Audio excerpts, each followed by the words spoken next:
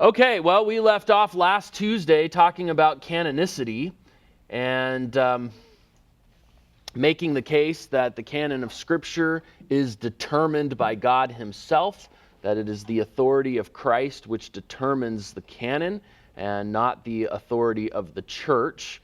The church simply recognized the authority of the apostles, who derived, of course, their authority from Jesus Christ Himself, in their recognition of the canon. So the church recognizes the canon. The church did not establish or determine the canon.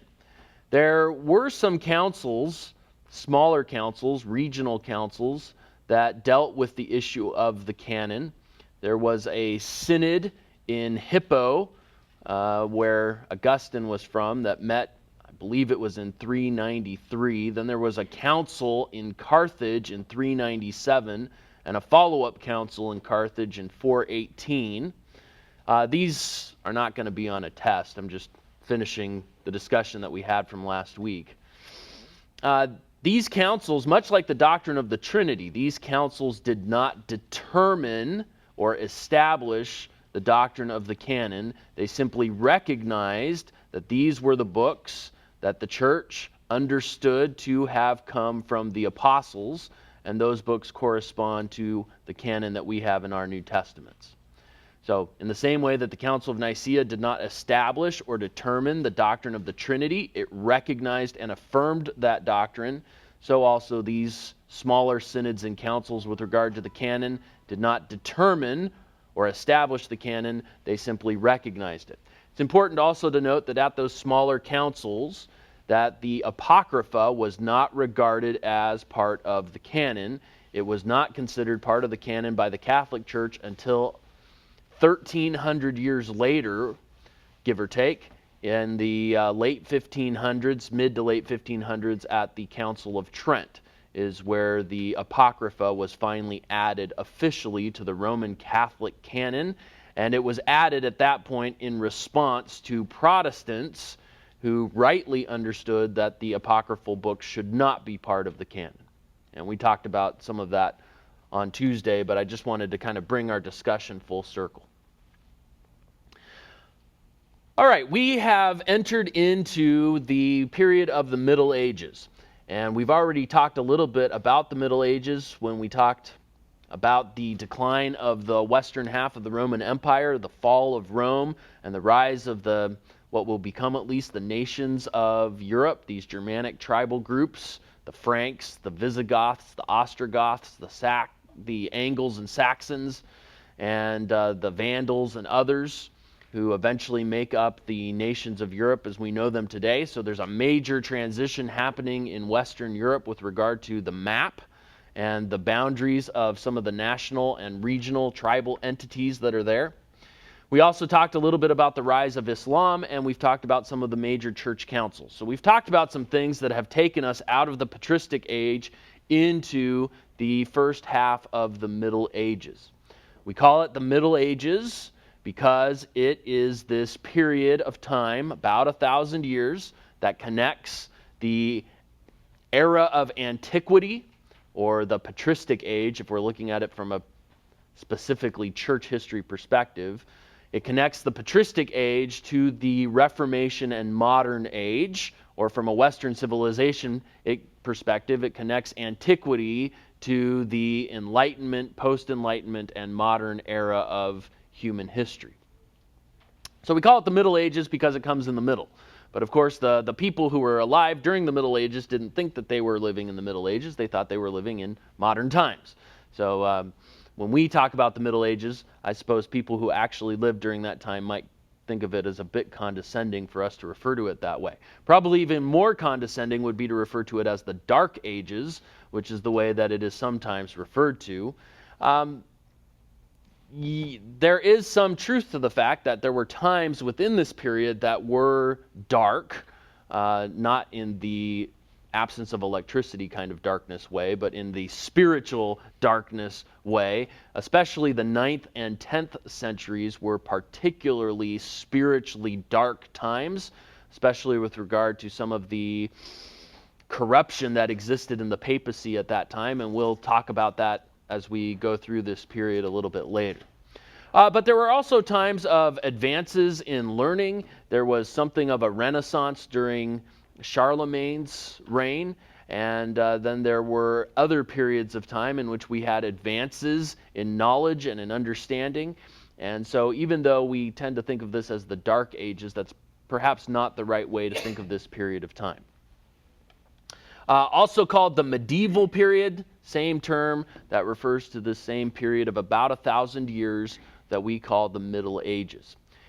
The beginning of the Middle Ages we would date at 476 with the fall of Rome, though the fall of Rome was really a more gradual collapse of the western half of the Roman Empire that started all the way back in 396, the year after Theodosius I died, and continued all the way until 476, when we finally have the full and complete collapse of the Roman Empire. So it was a gradual collapse, and it involved these Germanic tribal groups coming down from Europe, and really the influx resulted in the disintegration of the western half of the Roman Empire. It extends all the way, the Middle Ages extends all the way till 1453, if you're looking for a specific date, and that will be the fall of Constantinople. So when we have a united Roman Empire, we have really two capital cities, Rome and Constantinople. So Constantinople in the east and Rome in the west. When Rome falls, the Middle Ages begin. When Constantinople falls, the Middle Ages end. 476 to 1453. Now if we want to round up, we say 500 to 1500, and that keeps things kind of nice and neat. And if we're looking at 2,000 years of church history, we want nice equal quadrants. So 500 years patristic, 1,000 years Middle Ages, and 500 years of the modern age. Within that 1,000-year period of the Middle Ages, historians generally divide it in half, and we would have the first 500 years what we would call the early Middle Ages or the low Middle Ages, and then the next 500 years would be either the late or the high Middle Ages. And if we're looking for a specific date that divides those two units, 1054 would probably be that date. That is the year in which the Eastern Church and the Western Church split, what's called the Great Schism or the East-West Schism between Roman Catholicism and Eastern Orthodoxy. All right, maybe just to draw a little bit of a timeline here. If we start in, well, let's just start, say 476 is here, fall of Rome. We already had back here in 451 the Council of Chalcedon. We have in 553 the Second Council of Constantinople. Constantinople, there it is. And then in 680, the Third Council of Constantinople. And in 787, the Second Council of Nicaea. And we've already talked about the fall of Rome in a previous lecture. And then we also talked about the rise of Islam. And Muhammad died in 632.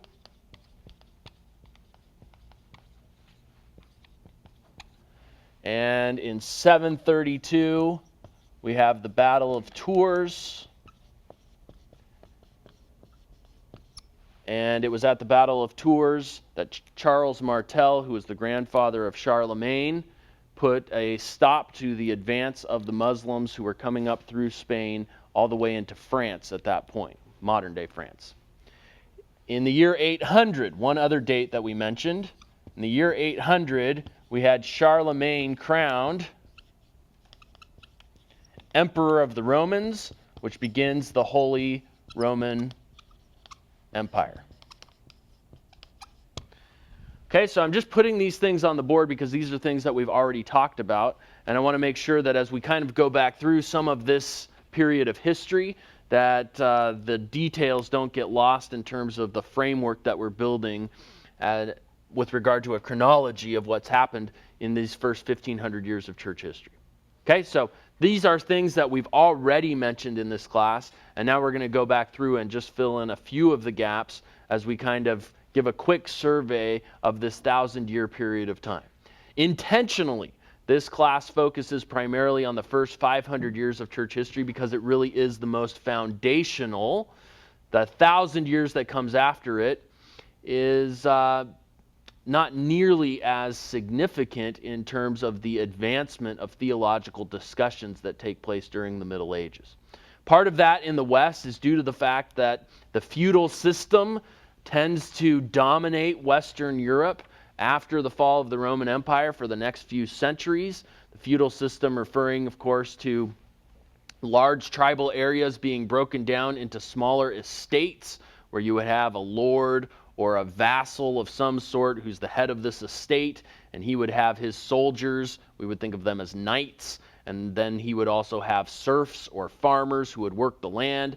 And essentially, as these smaller units competed with their neighbors for survival, most people spent their time either eating or fighting, and there wasn't a lot of time left over for scholarship. So you had serfs and farmers who worked the land, and you had soldiers who defended the land, and that was about it. Most of the scholarship during this period of time is relegated to the monasteries, and so there's not a major level of advancement like there was in the 4th century when we had some of those great names like Chrysostom and Jerome and Ambrose and Augustine. In the West, Augustinian theology dominates, and we'll talk maybe a little bit more about that later in this lecture. All right, so let's begin by talking about Leo. And we can now, as we get into the Middle Ages, we can now begin to speak really of the Roman Catholic Church. It's still something that is developing. It's not quite yet the Roman Catholic Church as we think of the Roman Catholic Church today. And yet we can start to speak, I think, of the church in the West as the Roman Catholic Church and the church in the East as the Eastern Orthodox Church. We can certainly begin to speak of the Bishop of Rome as the Pope. And in many ways, the establishment of the papacy in the sense of what we think of today as the papacy really begins to develop during this period of time in the early Middle Ages. That is due politically to the fact that Rome is the only major city of spiritual influence in the western half of the Roman Empire. And when the western half of the Roman Empire falls, meaning that it's no longer under Roman imperial control, there are no other major cities of ecclesiastical influence to balance out Rome's power. When there was a united empire, Rome's power was balanced out by Alexandria and Antioch and Jerusalem and Constantinople, these other cities of major ecclesiastical influence. But they are all in the east. And so when the western half of the Roman Empire falls, Rome stands alone as really a peerless pinnacle of ecclesiastical power. And the result is that then the Bishop of Rome, as the head of that church, comes to have a great deal more authority than he had previously had when the Roman Empire was still intact. Leo is perhaps one of the first to really invest the bishopric of Rome with the kind of power and influence that we come to associate with the papacy. Leo had become the bishop in 440, so this is during this process of gradual disintegration of the western half of the Roman Empire. He'd already been involved in the Nestorian dispute.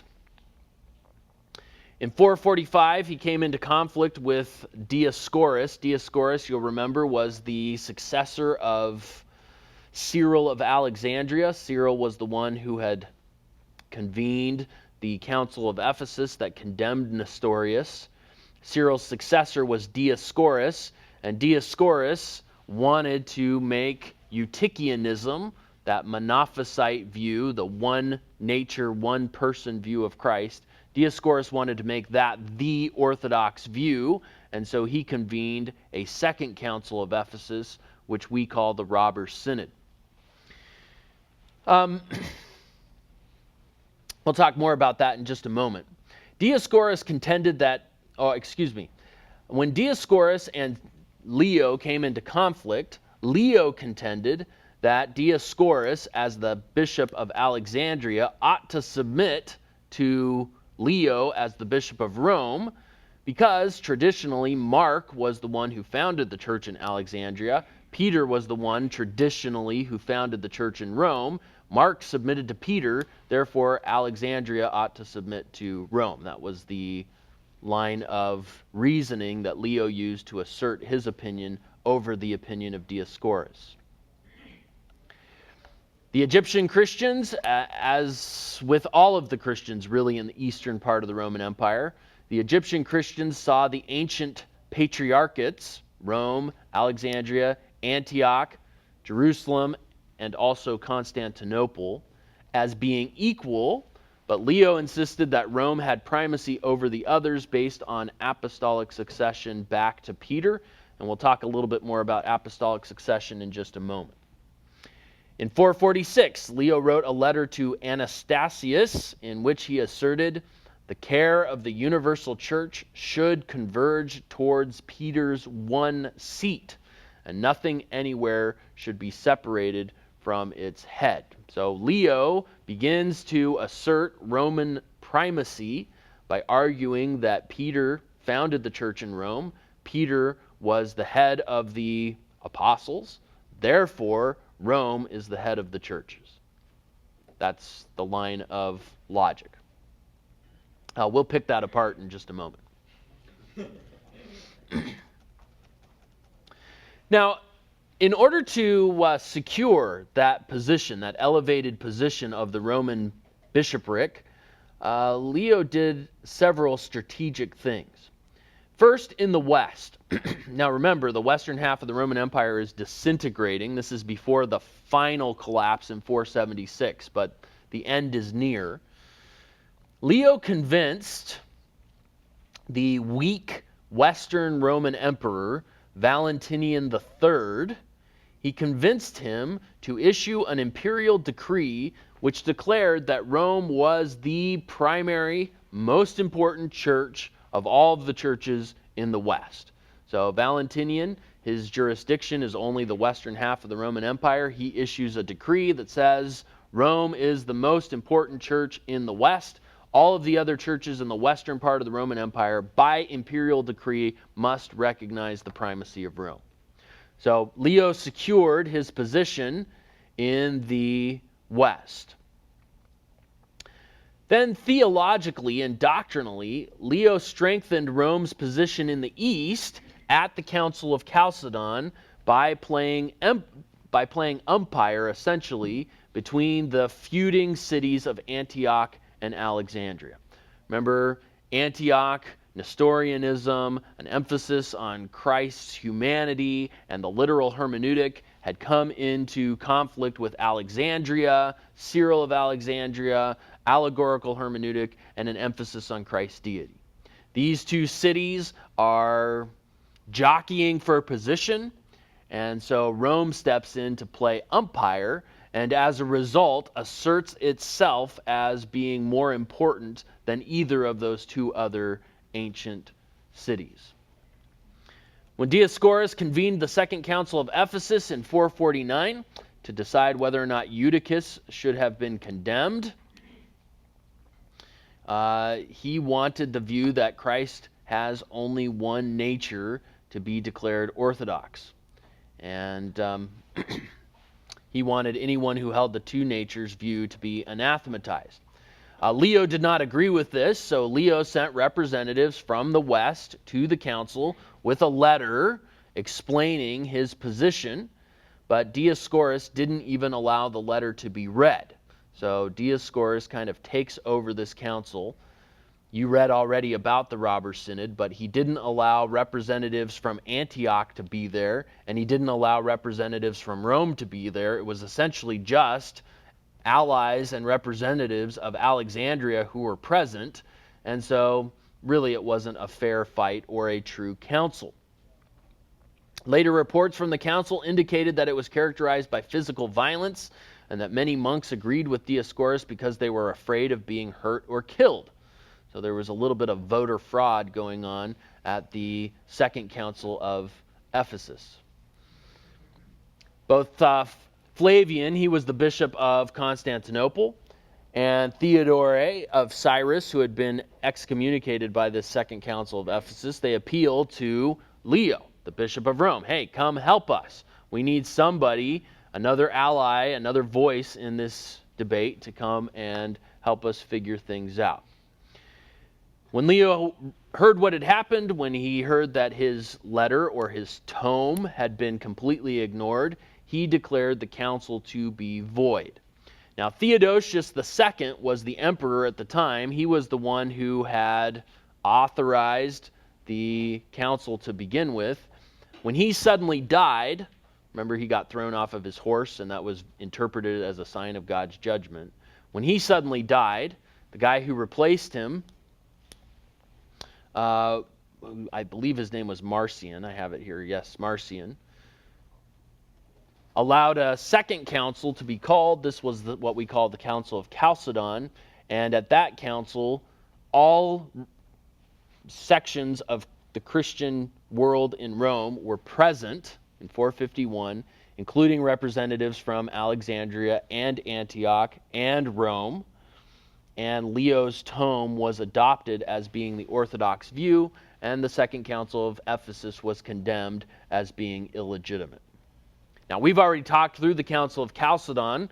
We'll rehearse just a little bit of it here, but the point that I'm making this morning is by asserting himself into this really feud between Antioch and Alexandria, Leo was able to greatly enhance Rome's influence among some of these other influential cities within the Roman Empire.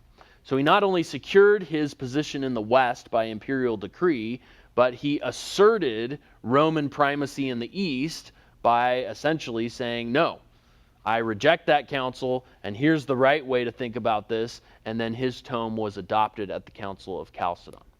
Now, I think he got it right at the Council of Chalcedon, so it's not a matter of whether or not his doctrine was correct. It's just interesting to see how he was shoring up Roman primacy in the midst of all of these political maneuvers that he was making. All right, when Theodosius died unexpectedly, he was succeeded by Marcion, who favored the views of the Bishop of Constantinople, Flavian. Marcion allowed the bishops who had been excommunicated at the Second Council of Ephesus to return to their positions, and so then Leo's tome was adopted. Instead of just the 130 bishops who were there at the Second Council of Ephesus, Chalcedon had 370 bishops present, so it was much more a true representation of what the leaders of the church truly thought at that period of time. Here's the place in the notes where I had some of the Chalcedonian Creed. For some reason, earlier in the notes on Chalcedon, I didn't have the Chalcedonian Creed there in the notes for you. I need to fix that. But you can see here, we confess, the second paragraph, we confess that one and the same Christ, Lord and only begotten Son, is to be acknowledged in two natures. Remember the four kind of pillars of orthodoxy, without confusion, without change, without division, without separation. So we're not Eutychian and we're not Nestorian. Two natures, one person, hypostatic union.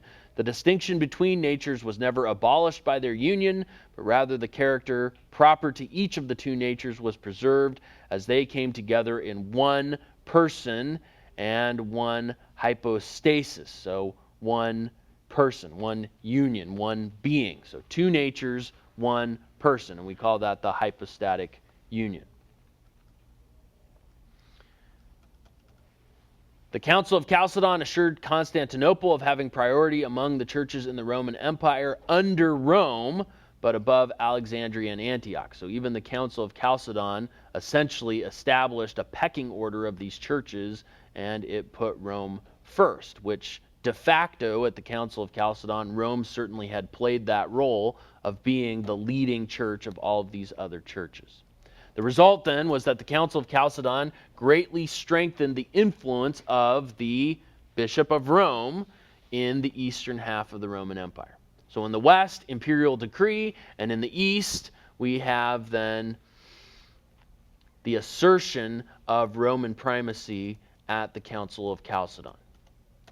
Now, Leo also played the part of advancing the papacy within the minds of the people of Rome itself. So not only did he do this in the western half of the Roman Empire in a region-wide sense, or in the eastern half of the Roman Empire in a doctrinal sense, but even within the city of Rome itself, Leo was an amazing administrator and an amazing civil leader. In 452, and you read about this already as well, but in 452, Attila the Hun invades Italy and threatens to attack Rome. The Huns had been moving east. Part of the reason we had so many Germanic, barbarian, tribal groups even moving into the Roman Empire at this time was because the Huns were pushing their way west. And so they were moving from the east into the west, and they were displacing a lot of these groups who were then coming down into the Roman Empire. All of this put pressure on the western half of the Roman Empire even as it was collapsing. And of course, Attila the Hun, famous in history for being a true barbarian in every sense of that word, shows up on the outskirts of Rome and is threatening to invade the city.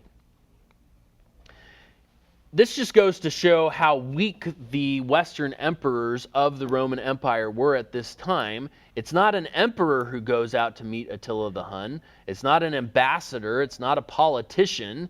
It's the pastor.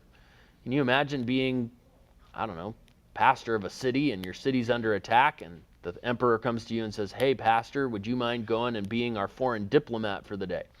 So that's what happens, and Leo, as the pastor of the church in Rome, is sent out as the delegate to meet Attila the Hun and convince Attila the Hun not to attack Rome. I don't know about you, but that's not something I would necessarily want to see in my job description as, pastor of the, First Baptist Church of Rome. But in any case, there have been a lot of legends about what happened at this meeting. There have been legends that have suggested that perhaps an angel went ahead of Leo and convinced Attila not to attack Rome. Or, in fact, I've got a picture down here. Do I have that picture in here? Oh, no, I guess I don't.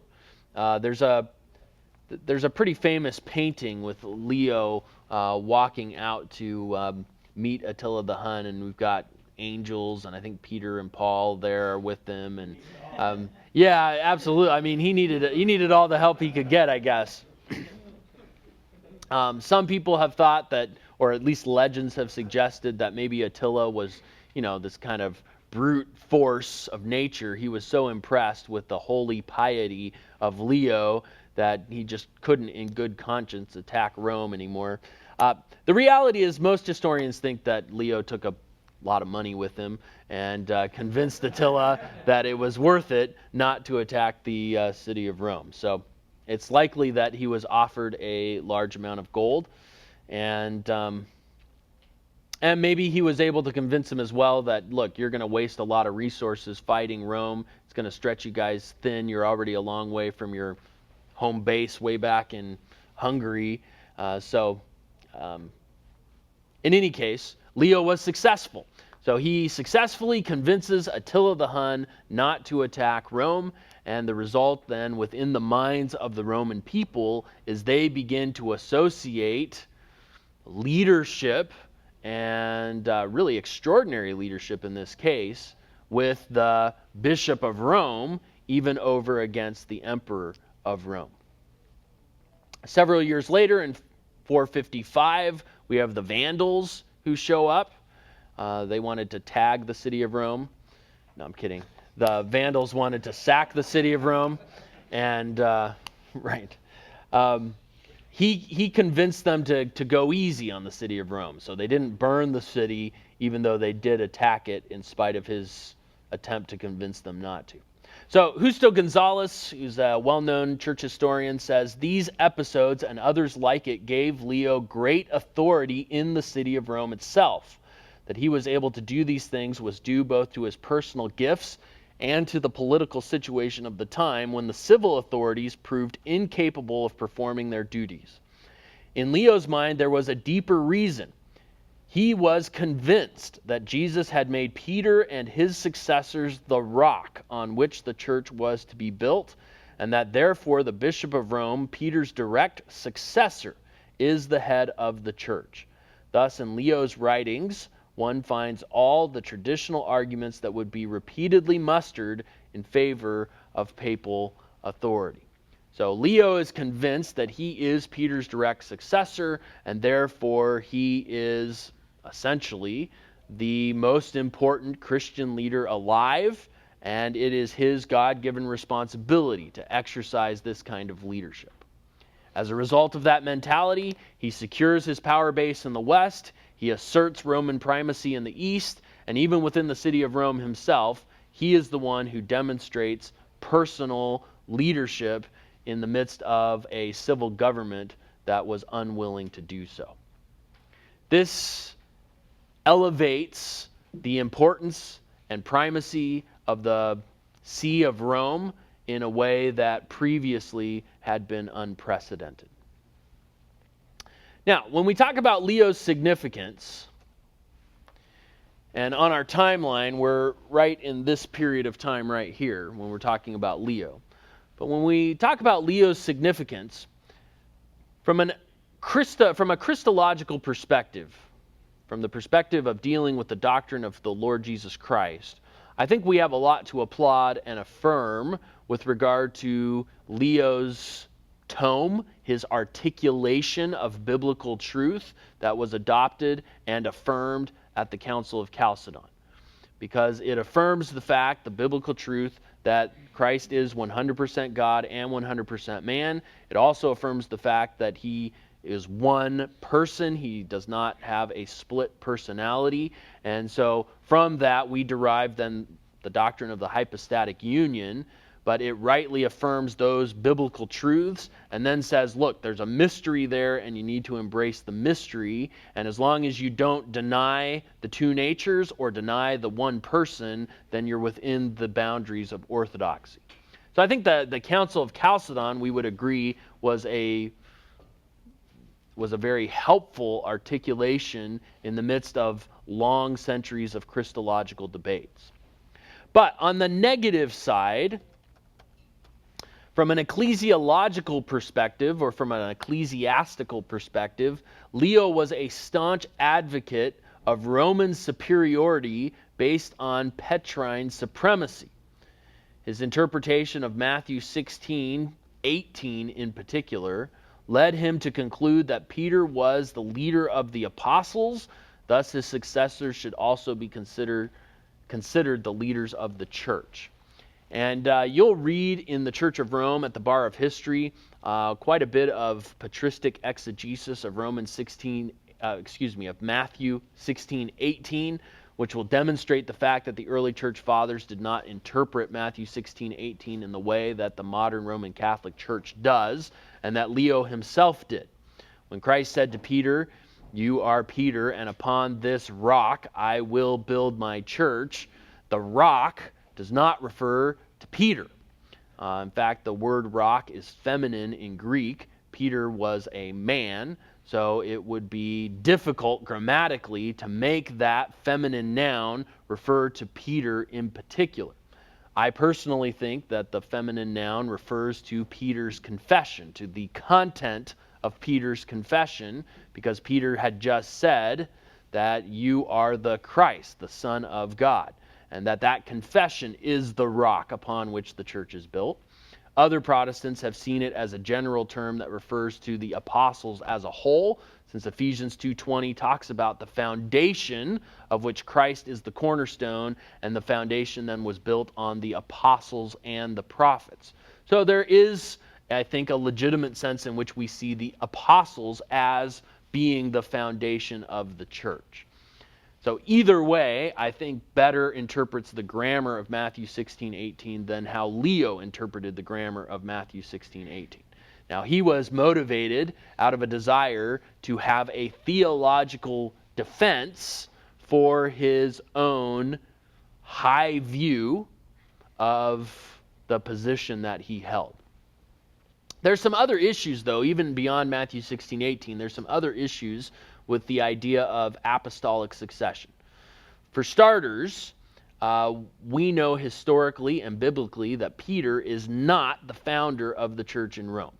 So it is likely that Peter was a pastor in the church in Rome. He certainly was one of the foremost of the apostles, and there is good reason to believe that he died in Rome, so he would have provided leadership to the church when he was there. But when Paul wrote the book of Romans, he does not mention Peter at all in Romans chapter 16, and so it is highly unlikely that Peter was already there. It is much more likely that Roman Christians and Roman churches were in existence long before Peter ever arrived. So Peter was not the first pastor of the church in Rome. He did not found the church in Rome. The fact that Peter died in Rome does not make him the founder of the church there. There are also then historical problems with the line of succession itself, and the Roman Catholic tradition has produced such a line. There are places where there are problems with the line, and as we get later into church history, we'll see that there are some significant problems in places. In particular, in the 14th century, what's called the Babylonian captivity, and then after that, the papal schism, we have 3 popes at one time, all claiming to be the true successor of Peter, and ultimately a church council condemns all of them. So we'll get to places where there's major problems. Going back to Peter, we know that Peter not only ministered in Rome, but before that he had ministered in Jerusalem. We know that he had ministered in Caesarea. We know that he ministered in Antioch. We know that he ministered in the churches of Asia Minor, to which he addressed his letters of 1st and 2nd Peter. And then he also ministered in the Church of Rome. Based on Leo's way of thinking, any of those places should be able to claim Petrine supremacy. So, in fact, according to church tradition, Ignatius was appointed the pastor in Antioch by Peter. So technically, Antioch has just as much a claim to Petrine succession as Rome itself does. So when you begin to look at these things, you see that they quickly become very problematic. Finally, and well, maybe not finally, next to finally, there's moreover here, it's important for us to recognize that the idea of apostolic succession does not rule out the possibility of apostasy and compromise. And we have a parallel example in the Old Testament with the Aaronic priesthood. When we get to the life of Christ, Annas, who was the high priest, and then Caiaphas, technically Caiaphas was in the office of high priest at that time, but Annas was the one who controlled things.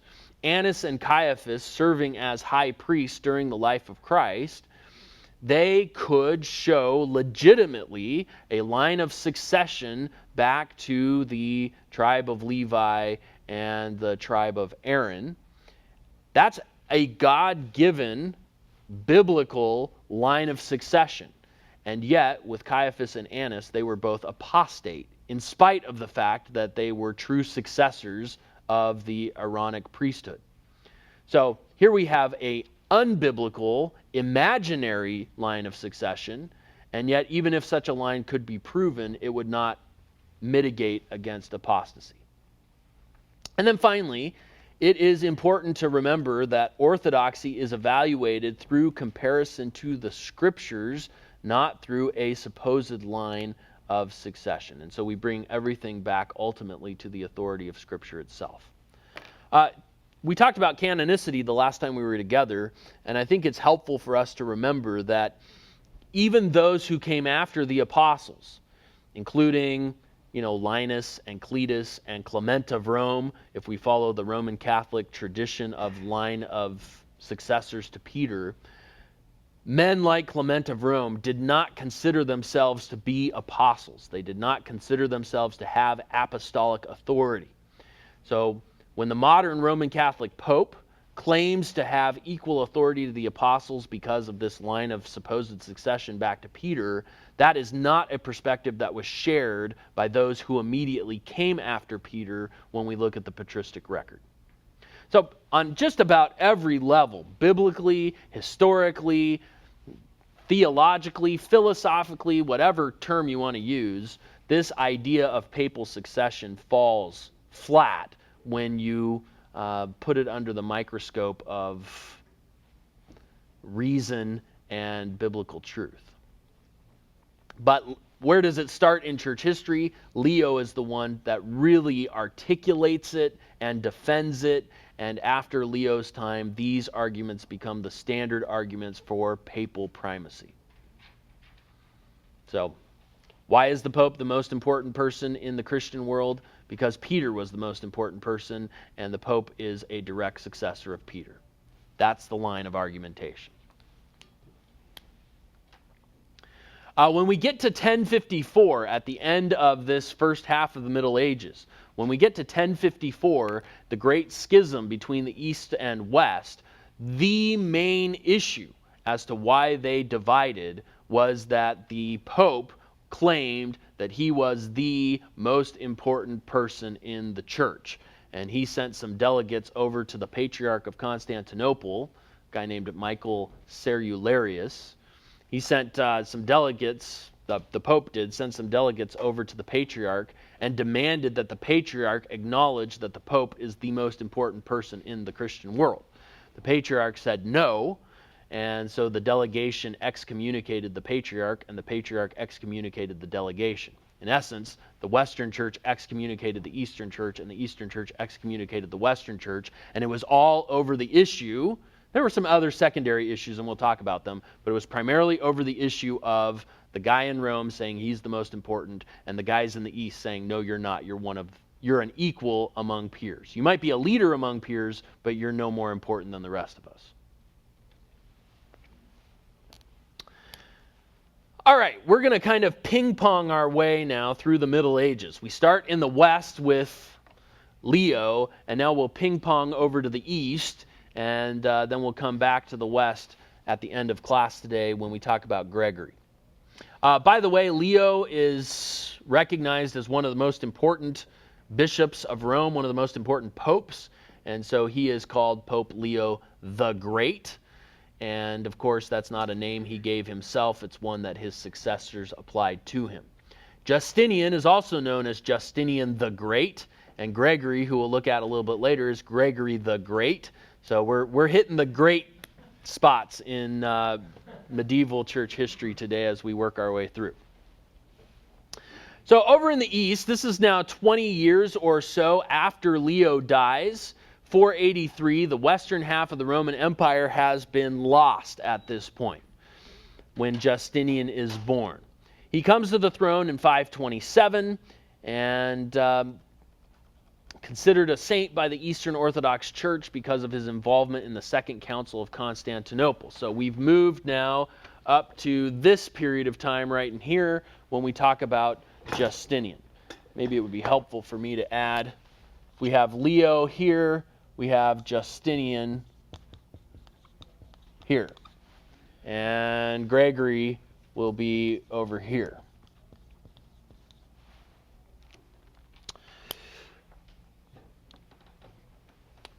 A number of important things about Justinian. Early in his career, this important especially from a history of law perspective. Early in his career, Justinian set about to revise all of Roman law. The result was known as the Corpus Juris Civilis, made its way to Italy and from there into Europe. It is still influential today. In fact, there are places in the world that still utilize a Justinian law code. It becomes the basis, really, for all of Western law. So when we speak of our laws, even in America, as having a Judeo-Christian foundation, that Judeo-Christian foundation goes back really to Justinian. and the Christianization of Roman law that took place during his lifetime. Of course, it had taken place even earlier under Constantine, but he revised Roman law in the 6th century. There's two reasons why Justinian becomes important for us from a church history perspective. One of them has to do with his military conquests. The other has to do with the Second Council of Constantinople, which he convened. In 476, the western half of the Roman Empire was lost. We're now about 50 years later when Justinian becomes emperor. And Justinian believes that it is his divine obligation as a Christian emperor to try and regain what was lost. And so he believes that he has this divine mandate to restore the Roman Empire to its former glory by conquering those regions in the west that were lost to these barbarian tribal groups. So in 532, he secures peace with the Eastern Empire, the Sassanid Empire, and that way he's able to focus all of his military attention in the west. He sends his general, a man named Belisarius, into these lands. In 533 to 34, he sends him into North Africa. And you can see there on the map, the dark orange area is the area that was controlled by the Eastern Roman Empire. The light orange, or kind of yellowish area, is the area that Belisarius was able to conquer under Justinian. And so they were able to take back much of that territory in North Africa that had been conquered by the Vandals, able to take back parts of southern Spain from the Ostrogoths, and able to take back, from the Visigoths, and able to take back much of Italy from the Eastern Goths, the Ostrogoths. And this took place between 533 and 540 or so, about 10 years of time. And then even later into the 550s, when war again broke out in Italy with the Eastern Goths. But here's the thing that is important about this. You'll notice up here that the campaign in North Africa cost about 100,000 pounds of gold. And I don't know how much money that is today, but I heard the price of gold went up this morning by about $25 to $1,700 and something an ounce. So whatever that is, times 16 times 100,000. And then the campaign to defeat the Ostrogoths in Italy cost about 300,000 pounds of gold. The point of all of this is that within 150 years, all of this territory that was regained by Justinian was lost. With the rise of Muslim armies, much of even what he had inherited in the Eastern Roman Empire in the Middle East was also lost. The irony is that many historians believe that due to the expense of his military efforts, Justinian may have actually made the Eastern Roman Empire more vulnerable and more susceptible to attack because he stretched his resources too thin. Thus, in his attempts to expand the empire, he actually contributed to its decline. So when we talk about the rise of Islam, which occurs a little bit later here in our timeline, when we talk about the rapid increase and expansion of Islam, how is that possible? How is it possible that there's this huge power vacuum in the former Roman Empire? The answer is the western half fell, the eastern half tried to get it back, and in trying to get it back, they expended themselves to such an extent that they were no longer capable of defending their borders when Islamic armies appeared on the scene.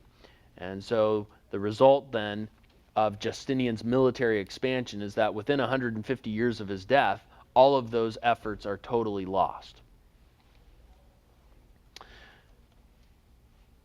On a more positive note, though, Justinian's theological influence does become helpful in the sense that he calls the Second Council of Constantinople in 553, and that council is where we have the orthodoxy of Chalcedon affirmed in the East. In the eastern half of the Roman Empire, really at this point the only remnant of the Roman Empire, we have still a major controversy between Nestorianism and Eutychianism, between the Monophysites and the Nestorians. The Nestorians, two natures, two persons. The Eutychians, one nature, one person. And so Justinian calls the Council of Constantinople, Second Council of Constantinople, in order to get to the bottom of this controversy. He denounces the Nestorians on the one hand by condemning the 3 chapters, something we've already talked about, and he also condemns Eutychianism and the Monophysite view, and the result is that the Diophysite view, the view of Chalcedon, is affirmed in the East. So he is made a saint by the Eastern Orthodox Church because of his involvement in that council. All right, let's ping pong back to the West and talk a little bit about another great, and this is Gregory the Great. Now, Gregory the Great, his life overlaps a little bit with Justinian's. He was just a boy when the armies of Belisarius liberated Rome and recaptured it from the Ostrogoths. Son of Christian parents, became involved in politics and even served as the prefect of the city of Rome for a short while. Became a deacon in 579. He was sent by the current bishop of Rome, Pelagius II, to be the ambassador from the Church of Rome to the court of Constantinople. And then he returned in 585 and was named Pelagius' successor as the new pope.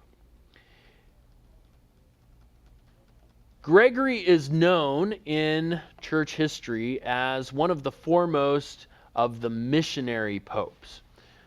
If Leo is known as a pope who consolidated papal power and elevated Rome's primacy, Leo is one who secured the expansion of Roman Christianity through his deliberate missionary efforts.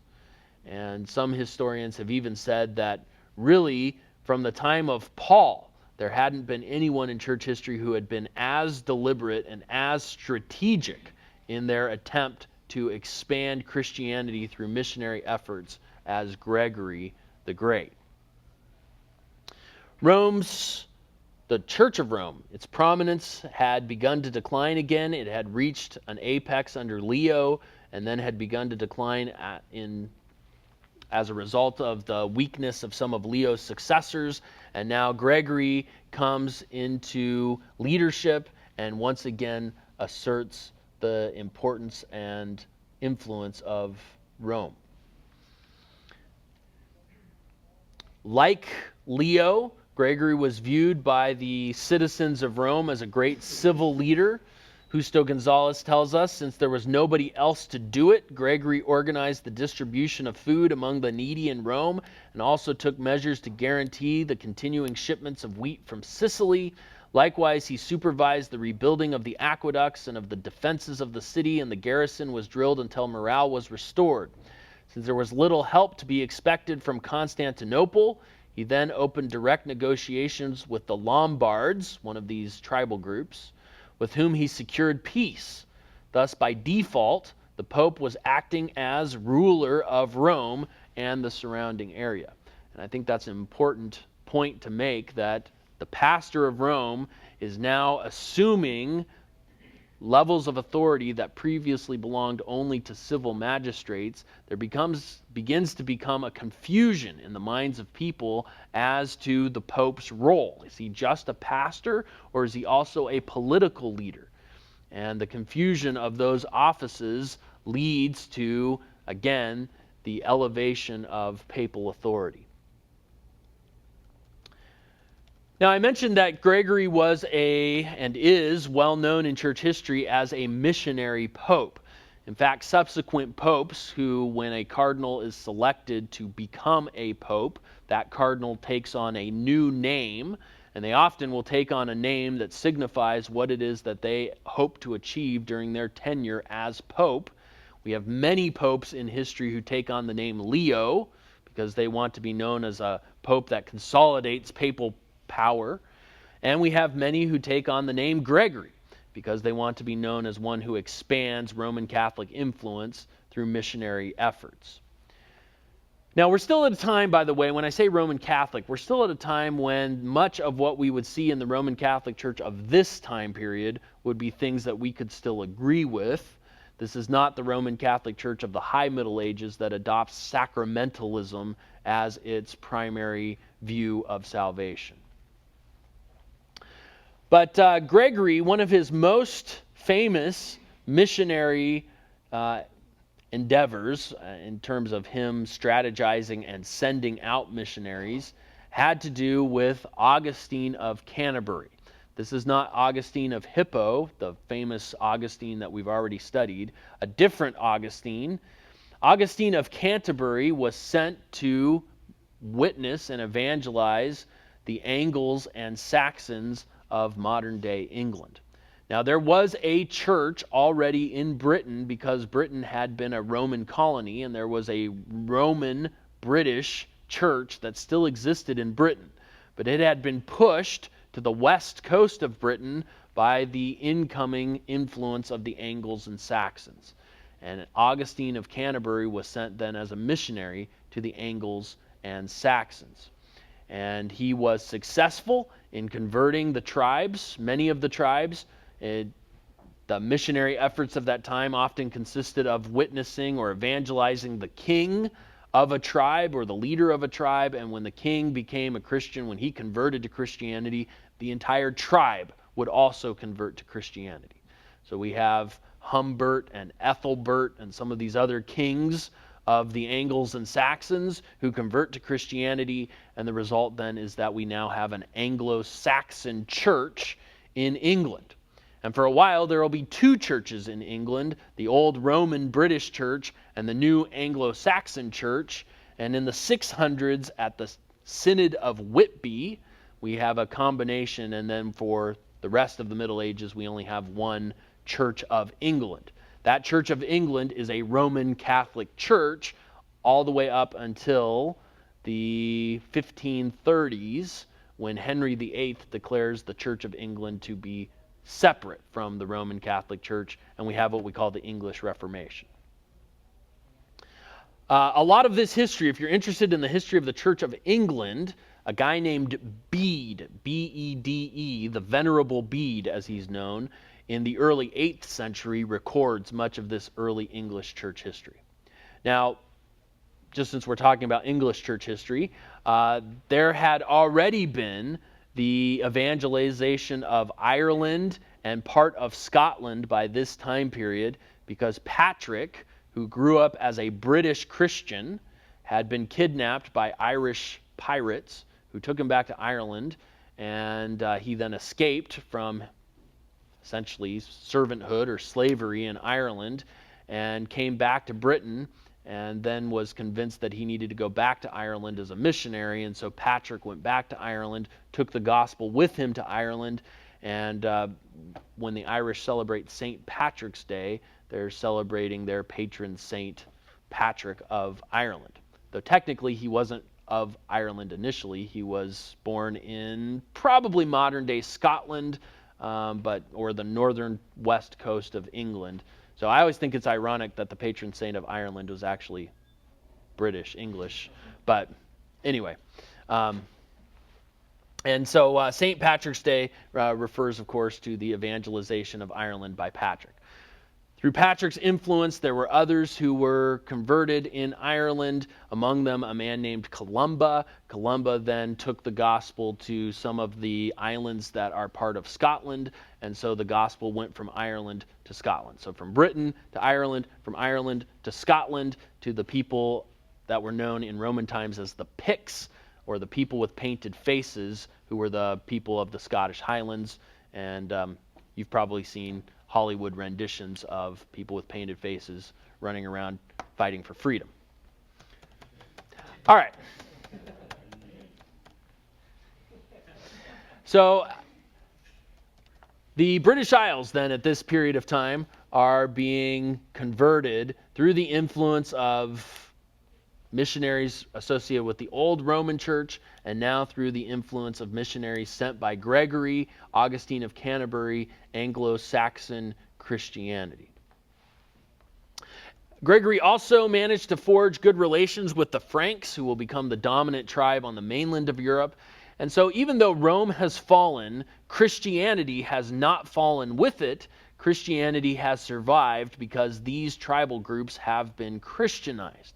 And so Europe will emerge as a Christian continent through the influence of missionaries like Augustine of Canterbury, missionaries sent by Gregory the Great, and even by some of his predecessors. So Justo Gonzalez says, Gregory considered himself above all a religious leader. He preached constantly in the various churches in Rome, calling the faithful to a renewed commitment. He also took measures to promote clerical celibacy, which was slowly becoming the norm throughout Italy, and which many claimed to follow but did not. And we'll talk about that maybe in a later lecture. Also, as Bishop of Rome, Gregory saw himself as Patriarch of the West. He did not claim for himself universal authority as Leo had done earlier, but he took more practical steps, increasing his authority in the West. In Spain, he was instrumental to the conversion of the Western Gothic king Ricard to Nicene Christianity. To England, he sent Augustine's mission, which would eventually extend authority of Rome to the British Isles, and so on. However, it is not only for these reasons that Gregory is called the Great. He was also a prolific writer whose writings were very influential. All right, we only have about 5 minutes left. I just want to talk a little bit about these, in particular, the two popes that we've talked about today, Gregory and Leo. Because when we start using terms like Roman Catholic and terms like Pope, it's easy for us, and I think right for us, to recoil from those terms because we associate those terms with apostate Christianity. And yet, it's helpful for us to recognize that we are at a time in church history when that apostasy is not fully formed, and so we can still think of this time as being a time in which the gospel is still present, even if in some cases it is starting to be obscured. And none other than John Calvin helps us have that perspective, because Calvin, when he writes about these individuals, he views them in an extremely positive light. So it's not just me saying, hey, we should see these guys as being allies, but in fact, one of the great reformers, Calvin himself, viewed them in that way. So here's Calvin talking about Gregory,